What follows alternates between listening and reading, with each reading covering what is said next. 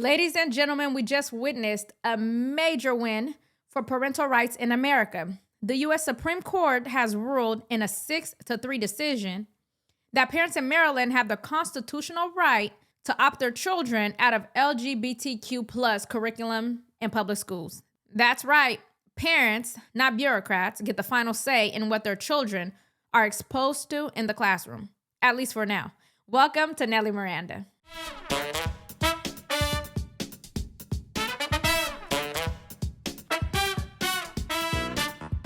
Ruling on the final day of opinions for the term. This one concerns LGBTQ plus content in elementary school classrooms. The case stemmed from a lawsuit out of Maryland. The question at the heart of the case: do parents have the right to opt their children out of exposure to themed storybooks with that content? All on the grounds that it violates their First Amendment religious rights. The justices decided yes, the parents can opt out their children. The conservative majority court ruled 6-3 along ideological lines. Joining us now, NBC News legal affairs reporter Gary Grumbach. So, Gary, first, how did the justices explain how they ultimately came to this conclusion? So this is their conclusion right here, Zinkley. It's more than 100 pages, and it includes pictures of the books at the center of this case. And at the center of this is a religious rights case, right? Conservative justices expressed deep concern that parents wouldn't have the ability to opt their children out of some of this content. Justice Samuel Alito, writing in his opinion, quote, "The board's introduction of LGBTQ plus inclusive storybooks, along with its decision to withhold opt-outs, places an unconstitutional burden on the parents' rights to free speech of their religion." As you can imagine, because this was split along ideological lines, the liberals were very upset with this decision, and Sonia Sotomayor, the justice, did have something to say about that, as she often does in these cases. She wrote in her dissent, quote, "The result will be chaos for the nation's public schools. Requiring schools to provide advance notice and the chance to opt out of every lesson plan or story time that might implicate a parent's religious beliefs will impose impossible administrative burdens on schools." Is just one of the many wins that the Trump administration had at the Supreme Court today. Zinkley. And so how broad is this specific ruling? What does it mean for LGBTQ plus content as well as religious rights in classrooms beyond Maryland, but across the country?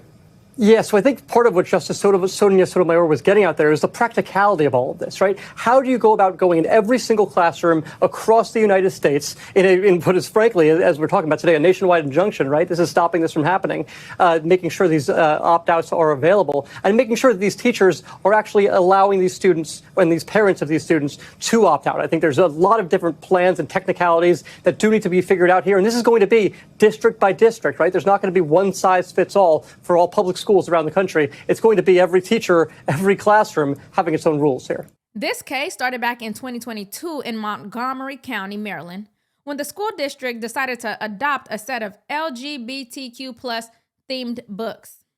Books that don't just acknowledge alternative lifestyles, but actively promote and normalize them as the standard worldview. Now, let me be clear. This wasn't about banning books or denying anyone's existence. This was about one simple thing: whether parents have the right to decide if these materials align with their religious or moral values. Christian, Muslim, and Jewish parents came together and filed this lawsuit. They argue that forcing their kids to participate in these lessons violated their First Amendment right to free exercise of religion. And quite frankly, I agree with them. It's a nonsense. I don't see why this would be fundamental to learning. No one needs their little boy being told he can be a princess, because he absolutely cannot. I hear Justice Sotomayor's concern, but I think that can be fixed. At the beginning of each school year, have parents fill out forms regarding subjects that you do not want your kids taught about in school, like an opt-in, opt-out form, the same forms they have today regarding photos and sharing of your child's information. They don't need to make this difficult at all. My first real introduction to transsexual, pansexual, etc. was my freshman year in college. I took a women genders studies course, and one day we had a panel of LGBTQ plus come in the classroom, and I sat there and I was horrified and confused as I watched an apparent male with the Adam's apple with china bangs and boobs tell me that he was a woman. It's a nonsense. But this next clip is unbelievable. Sarah Kate Ellis, who is president and CEO of GLAAD, It's good to have you here again. Your reaction to this ruling? Yeah, I think your correspondent nailed it, that Justice Sotomayor really laid out what slippery slope this leads to. And this is about catering to a very small minority of parents at the expense of taxpayers. The school board approved these books, the will of the voters. It's very undemocratic. It's un-American, and it targets LGBTQ people specifically. Justice Alito wrote in his opinion that this case violated the family's religious rights because, quote, they substantially interfere with the religious development of a child, and that carries with it precisely the kind of objective danger to the free exercise of religion that the First Amendment was designed to prevent. What's your response to that argument? My response is that the Supreme Court decided a long time ago that separate is not equal in the classroom, and now is prioritizing the rights of a small group to segregate LGBTQ families. We're in every school, in every classroom, in every community, in every workplace, and in every family. And so this is about pulling us out of that and using religion as a weapon to do that. No one is telling them not to be LGBTQ. You can continue to have your LGBTQ families at home. It does not mean that the rest of the children in schools should have to be introduced to it. I support everyone's right to be with whom your heart desire, but I would never introduce it to my child for fun. It's like taking my kid to a gay pride parade, which I think is the wildest thing to expose innocent children to. I want to play for you what some supporters of the decision had to say outside the court today. This is a huge win for families, for children, and for parents. This case is a huge indicator of how we're going to proceed as a nation in regards to protecting the family and cultivating the family and the rights that families have. Children shouldn't be the ones having to make these decisions for themselves in the classroom. Parents should be involved. We want to be a respectful community. We want to make sure that there's room for everyone, and that includes being able to opt out. But what is the net effect, as you see it, of this decision? What does it mean for kids? I have to respond to what I just saw, because that totally devalues and disregards my family. My wife and I have two kids. They're 16 years old. When they were little, 4, 5, their favorite book was Mommy and Mama, because it was a picture book and it reflected their family. And they loved it so much that they used to fight over it. So we had to get 2 to reflect their family. That's all we're talking about. We are families too. And that comment and those comments say that we're not families, and that unravels who we are and devalues and puts us as second-class citizens in this country. And to me, that's a direct attack on freedom and equality in this country, the base of who we are. Oh, she's unbelievable. This to me is privilege on display. You made a choice that isn't traditional norms. Now everyone's child should have to learn and be conforming to your choices, because if not, that's somehow un-American. I can't believe this. I support the court's ruling. The court also ordered the lower court to issue a preliminary injunction, meaning parents in Maryland can start opting their kids out effective immediately, pending appeal. This isn't just a Maryland issue. This decision is about to have massive ripple effects across the country, because for years, progressive school boards backed by powerful teacher union and radical special interest groups have been pushing an agenda in classrooms without parental consent. If you live in California, New York, Oregon, wherever you are, this is your green light to fight back. Let's take a look at some of these photos of people protesting common sense. In this photo, you can see that it says, "Inclusive education matters." Fix society. Fix society? Fixing society would mean a traditional, normal society where families are valued and families are staying together. And then look at this one that says, "Separate church and state. Stop the hate."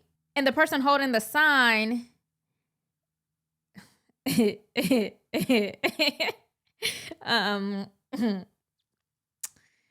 Okay, well, yeah, separate church and state. And then it says, oh, I love this one. God loves all children, not just the straight white ones. What I've noticed with the LGBTQ plus IA community is that they have tried to make the LGBTQ situation equivalent to the injustices that Black people are dealing with. I do not see how this even equates to God loves all children, not just the straight white ones. Like, what does that even mean? Like, I wake up Black every single day. So whatever discrimination I face when I walk out of my home is out of my control. But if you choose to be gay, choose to be transsexual, etc., like, you've made a choice. Now I know the argument is, oh no, they don't choose that. Some people are born that way. I just don't see how that's how that's possible. But what do I know?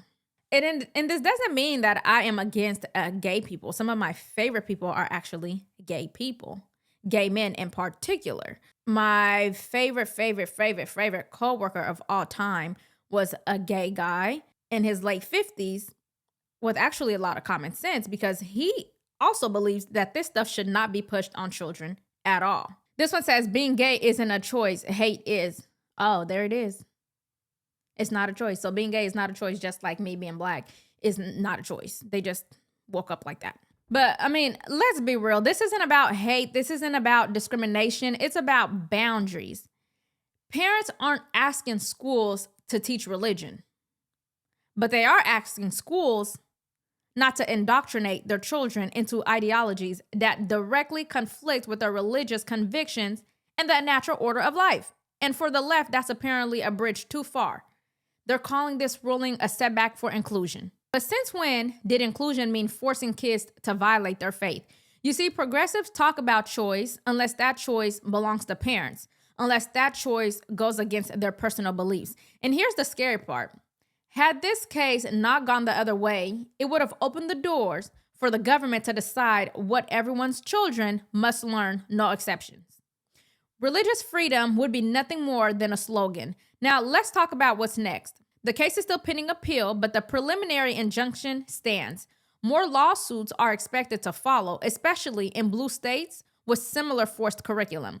This is likely to become a major issue heading into the 2026 midterms and the 2028 presidential election. So here's the bottom line. This is a huge win for parental rights, for religious liberty, and for anyone who believes that the government has no business dictating your family's moral values. But if you think this ruling is the end, then you better think again, because the far left is already strategizing about how to bypass it, whether that's through rewriting curriculum, shaming parents, or pushing federal legislation. Parents, you better stay vigilant and get involved. Show up at school board meetings, know your rights, and when needed, fight for them. So let me ask you, should parents be able to opt their kids out of LGBTQ plus content in schools, or do you believe the government should decide what's best? Let me know in the comments, and as always, if honest commentary brings you value, please make sure you like and subscribe, as it really helps support the channel. And tap the notification bell so you never miss an update. Thanks so much for watching, and I'll see you next time.